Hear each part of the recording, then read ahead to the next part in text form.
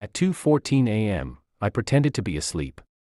But my wife thought I couldn't hear her crying on the floor beside our bed. What she confessed in the dark changed the kind of man and husband I would be forever. The glow of the digital clock read 2:14 a.m. Beside me, the bed was cold. I lay perfectly still, my breathing rhythmic and heavy, mimicking the deep sleep of a man who had worked a 12-hour shift. But my mind was wide awake, racing with the stress of unpaid bills and the promotion I didn't get. I heard the door creak. Sarah, my wife of 7 years, walked back into the room. She didn't get into bed. Instead, she sat on the floor by my side of the mattress, her back against the wood. The confession in the dark. I expected her to sigh and go to sleep.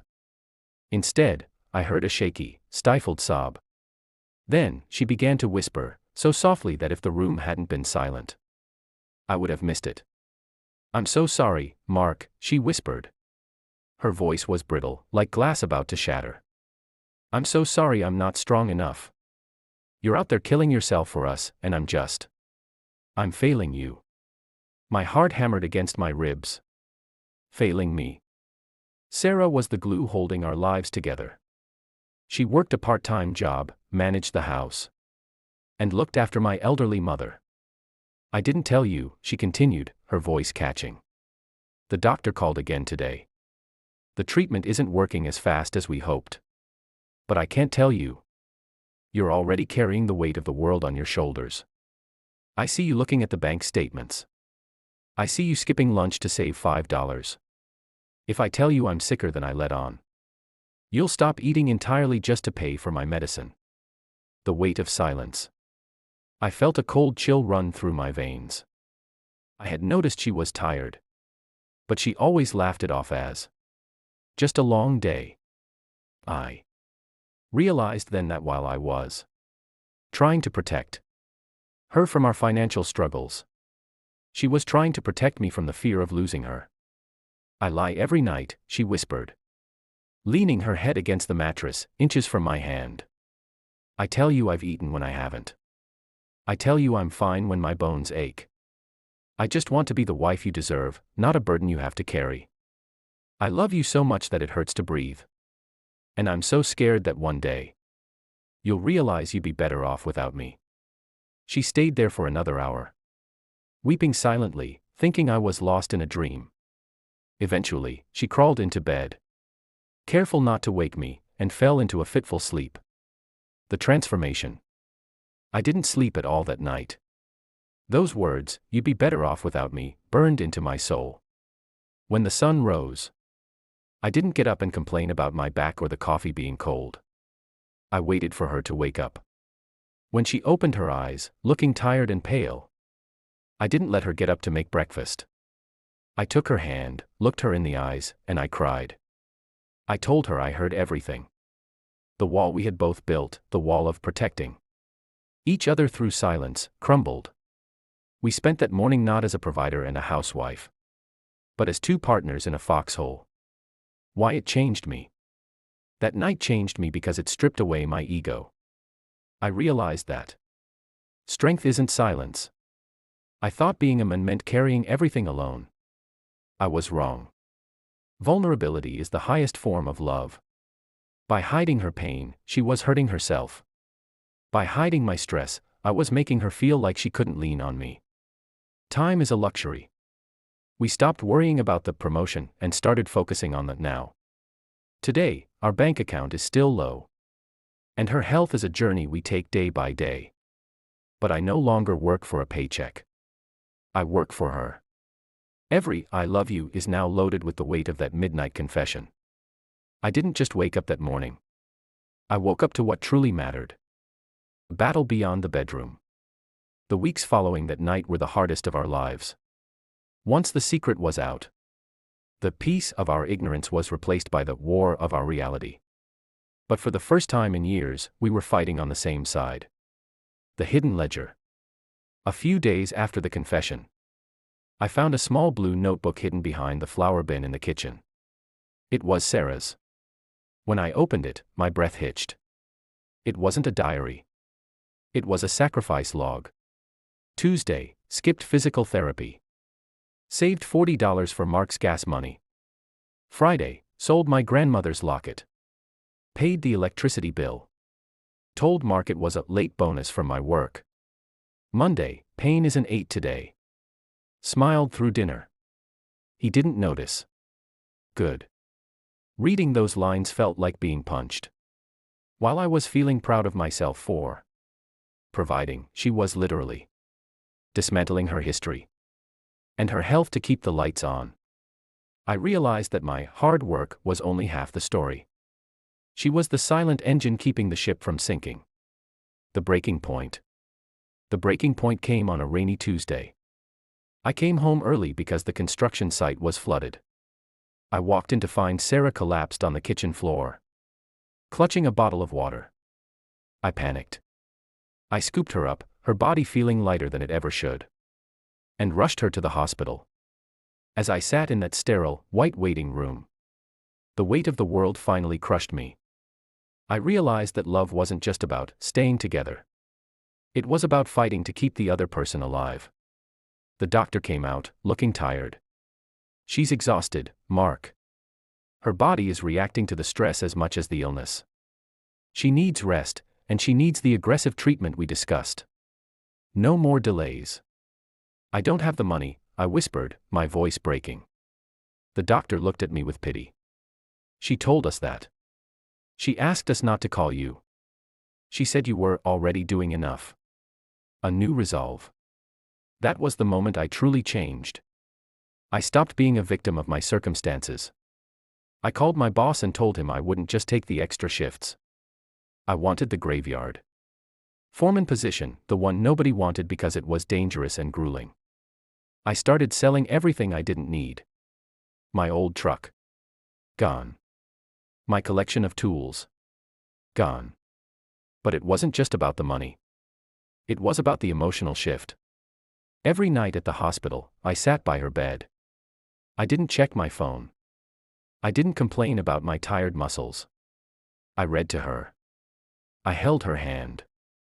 I told her about the future, not a future where we were rich, but a future where we were well. The revelation. One night, as Sarah was recovering from a heavy round of treatment, she gripped my hand tightly. Why are you doing this, Mark? You're going to burn out. You're working 18 hours a day. I kissed her forehead. I used to work because I was afraid of failing. Now, I work because I am in love with the woman who sold her locket for my gas money. You taught me what sacrifice looks like, Sarah. Now, let me show you what a husband looks like when he has a purpose. Key lessons from this chapter. Transparency is a tool. Once they stopped lying to protect each other, they could finally solve the problems together. Redefining masculinity. Mark realized that being a provider isn't just about a paycheck. It's about emotional presence and shared sacrifice. The power of recognition.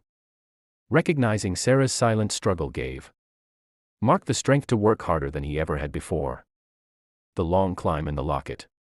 The months that followed were a blur of caffeine, stardust, and the smell of hospital antiseptic. I moved into a cycle that would have broken the man I was a year ago. I worked the graveyard shift at the docks from 10 p.m. to 6 a.m. Drove straight to the hospital to see Sarah. Slept for 4 hours in a plastic chair in the waiting room. And then took on odd jobs, mowing lawns, painting fences, until the sun went down. I was exhausted, but I wasn't tired. There is a difference.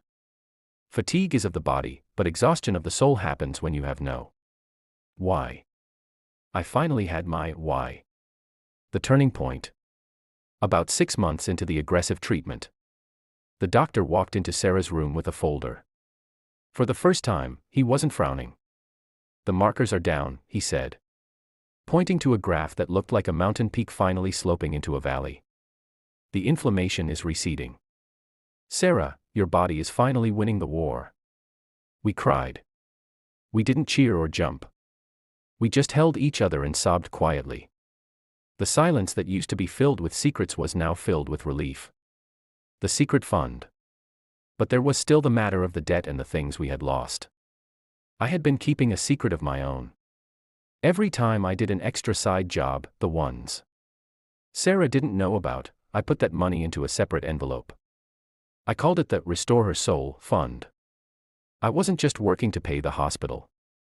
I was working to buy back the pieces of her life she had sold to save mine. I spent weeks tracking down the pawn shop where she had sold her grandmother's locket. When I finally found it, the owner told me it had been sold to a wholesaler. I didn't give up. I tracked that wholesaler to a jewelry boutique 3 towns over. When I saw it sitting in a velvet case, that tarnished, gold-plated heart, I felt like I was looking at a holy relic. It cost me 3 weeks of overtime to buy it back. But it was worth more than a diamond to me. The full circle. On the day Sarah was officially cleared to come home for good, I didn't take her straight to the house. I drove to the park where I had proposed to her 10 years ago. She looked fragile, but her eyes were bright again. "Mark, why are we here?" "You need to sleep. You have a shift tonight." "I quit the graveyard shift this morning," I said, turning off the engine. I took a steady managerial role. It pays less, but it means I'll be home for dinner every night. We're okay, Sarah. The debt is manageable, and the house is still ours. I reached into my pocket and pulled out a small box. When she opened it and saw her grandmother's locket, she stopped breathing for a second. "You found it," she whispered, her fingers trembling as she touched the metal. "But how?" "I didn't even tell you which shop." "I know you better than you think," I said. "You thought you were failing me by being sick. But you were actually teaching me how to live. You sold this to keep me going. I bought it back to tell you that from now on, nothing we own is more important than the person we are with. The legacy. We aren't the same people we were on that night at 2:14 a.m. That night, Sarah spoke to a man she thought was asleep. But she actually woke him up. She woke me up to the reality that a marriage isn't 2 people living side by side in perfect health and wealth. It's too flawed. Breaking people who choose to hold the pieces for each other when the world tries to shatter them. Now, whenever I see her wearing that locket, I am reminded of the whisper in the dark. I am reminded that love isn't just a feeling. It's a series of sacrifices that eventually build a bridge to a better life. I'm no longer the man who sleeps through his wife's pain. I'm the man who stands guard over her joy. Epilogue, a note to you.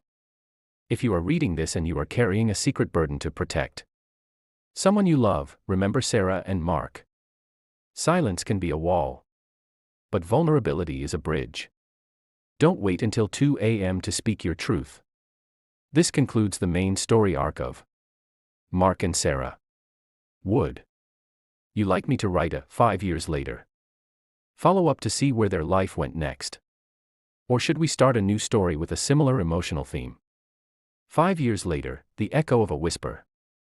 Time has a way of blurring the sharp edges of pain. But it never truly erases the memory.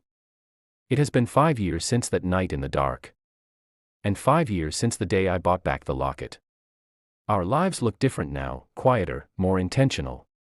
And filled with a light we never thought we'd see again. The new addition. The biggest change isn't the house we finally repainted or the debt we finally cleared. It's the sound of small footsteps echoing through the hallway at 6 a.m. After her recovery, the doctors told us that the toll on Sarah's body might make it impossible for us to have children. We accepted it. We were just happy to have each other. But life has a beautiful way of surprising those who have already surrendered to the worst. 3 years ago, Lily arrived.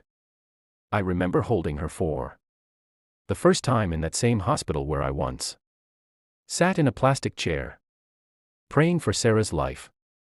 I looked at my daughter and then at my wife, who was glowing with a strength that was no longer fragile. "She has your eyes," Sarah whispered. "And she'll have your heart," I replied. "I'll make sure of it." The 2 a.m. rule. Since that life-changing night, Sarah and I established what we call the 2 a.m. rule. We don't wait until the middle of the night to speak our truths anymore. Once a month, no matter how busy we are. We sit on the floor, just like Sarah did that night, and we talk. We talk about the fears we're hiding, the stresses of work, the small insecurities that grow into monsters if left in the dark. We've learned that a marriage stays healthy only if the unspoken is given a voice. The locket's new meaning. One evening, I found Sarah standing in front of the mirror, putting on the locket. She was getting ready for a small anniversary dinner. You know, she said, looking at me through the reflection. I used to look at this locket and feel shame. Shame that I had to sell it, shame that I was weak enough to need the money. I walked up behind her and wrapped my arms around her waist. And now. She turned around in my arms, her hand resting on the gold heart. Now, I look at it and see a trophy. It's a reminder that we survived. It's a reminder that when I thought I was at my lowest, you were actually listening. You weren't just a husband who provided. You became a man who understood. The full circle. Last month, I saw a young man sitting on a bench in the park. His head in his hands, looking the way I did 5 years ago, broken, exhausted, and lost. I didn't walk past him. I sat down. We didn't know each other, but I recognized the weight on his shoulders. I told him a version of my story. I told him that the hardest thing a man can do isn't working 20 hours a day. It's admitting he can't do it alone. I realized then that my pain wasn't just for me. It was a lesson I was meant to share. Final reflection. As I lie in bed tonight, the clock reads 2:14 a.m. Sarah is beside me, breathing deeply, truly asleep this time. I am not awake because of stress or unpaid bills. I am awake because I like to listen to the silence of a house that is at peace. I reached out and gently touched her hand. She didn't wake up, but she subconsciously squeezed my fingers back. Even in her sleep, she knows I'm there. The man I was 5 years ago died that night on the bedroom floor. The man I am today was born from her whisper. And if I could go back, I wouldn't change a single moment of the struggle. Because the struggle is what taught us that love isn't about protecting each other from the truth, but walking through the truth together. The story's end. This brings the journey of Mark and Sarah to its beautiful conclusion. They turned a moment of potential heartbreak into a lifetime of radical honesty and unbreakable bond. Would you like me to create a similar long-form story with a different theme? For example, a story about a long-lost letter found in an old attic. Or a story about a father and son reconciling after 20 years.